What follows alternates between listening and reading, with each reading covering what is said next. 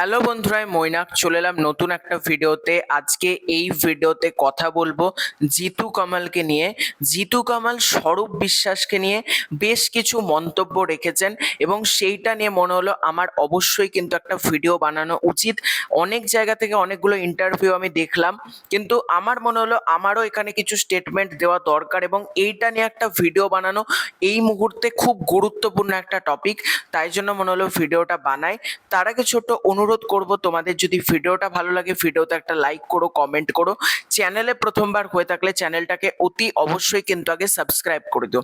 স্বরূপ বিশ্বাস, এই যে স্বরূপ বিশ্বাস, তার স্বরূপ আমাদের সামনে চলে এসেছে এবং সেই দিন মানে স্বরূপ বিশ্বাস যেদিন অ্যারেস্ট হয় সব থেকে আনন্দের খবর ছিল। কারণ দেখো, আমি কোনো পার্টি, আমি কোনো পলিটিক্স, আমি এই সব ব্যাপারে কথা বলতেই চাই না, আমার এগুলো ঠিক পছন্দ হয় না এবং আমি নিজেও পলিটিক্স খুব একটা বুঝি না। কিন্তু অ্যাজ এ পার্সন আমাকে যদি পলিটিক্সকে সরিয়েও দিতে বলো সবকিছু থেকে, স্বরূপ বিশ্বাস মানুষ হিসেবে ভালো না।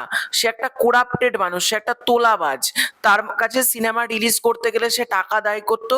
বাংলাদেশ থেকে যখন কোনো প্রডিউসার আসতো শুটিং করতে, তার কাছ থেকে 3 গুণ টাকা নিজের পকেটে ঢোকাতো।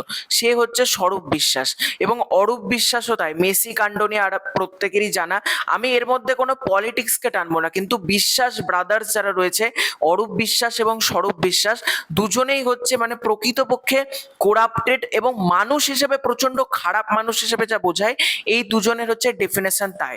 এবার জিতু কামাল যে বক্তব্যগুলো রাখেন, জিতু কামাল বলছেন যে স্বরূপ বিশ্বাসের মতো মানুষজন এখনো কিন্তু ইন্ডাস্ট্রিতে ঘুরে বেড়াচ্ছে, তাদেরকে চিহ্নিত করতে হবে এবং তাদেরকেও কিন্তু আইনের আওতায় আনতে হবে।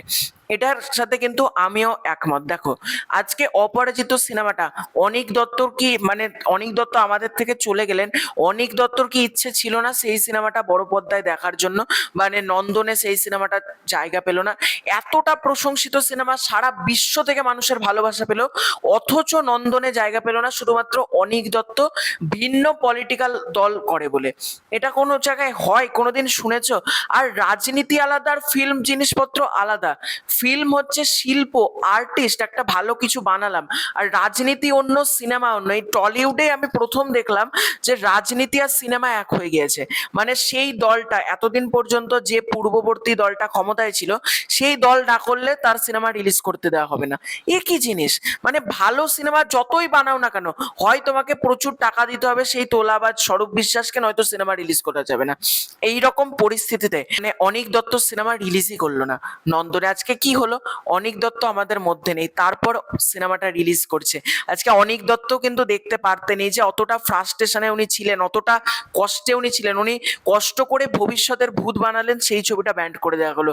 জিতু কামাল এই কথাগুলোই বলছেন এবং জিতু কামাল বলছেন যে 4 তারিখের পর অনেক মানুষ খুব পাল্টি মারছে, তাদেরকেও কিন্তু আইনের আওতায় আনা উচিত এবং তাদেরকেও শনাক্ত কিন্তু করা উচিত। এবং ইন্ডাস্ট্রিতে যারা দায়িত্ব নেবে, এই কথাটার সাথে পুরোপুরি একমত যেটা জিতু কামাল বললেন, যে ইন্ডাস্ট্রিতে যারা দায়িত্ব নেবে তারা যেন পলিটিক্স আর সিনেমা দুটো জিনিসকে যেন গুলিয়ে না ফেলে। ফিল্মের জায়গায় স্বচ্ছ থাকা উচিত, ফিল্ম নিয়েই শুধুমাত্র কথা হবে, সেখানে কোনো পলিটিক্স বা আদার কোনো ইস্যুস নিয়ে কিন্তু সেখানে আলোচনা হবে না। আজকে অপরাজিত সিনেমাটা এত দিন বাদ নন্দনে জায়গা পেল এবং তোমাদেরকে আমি ভিডিও করে দেখালাম যে নন্দনে মানুষের ক্রেজ কতটা, মানুষের ভালোবাসা কতটা।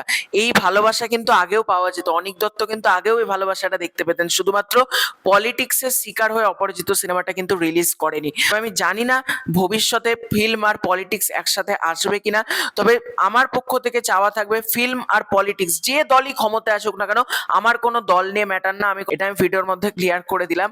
আমার যে যখন ভালো কাজ করে, ভালো কাজ দেখতে চাই, ইন্ডাস্ট্রিটা বড় হোক, এটাই আমি চাই।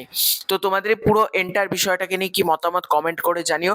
খুব শীঘ্র দেখা হচ্ছে নতুন কোনো ভিডিওতে। চ্যানেলে প্রথমবার হয়ে থাকলে চ্যানেলটাকে সাবস্ক্রাইব করে দিও। Bye bye.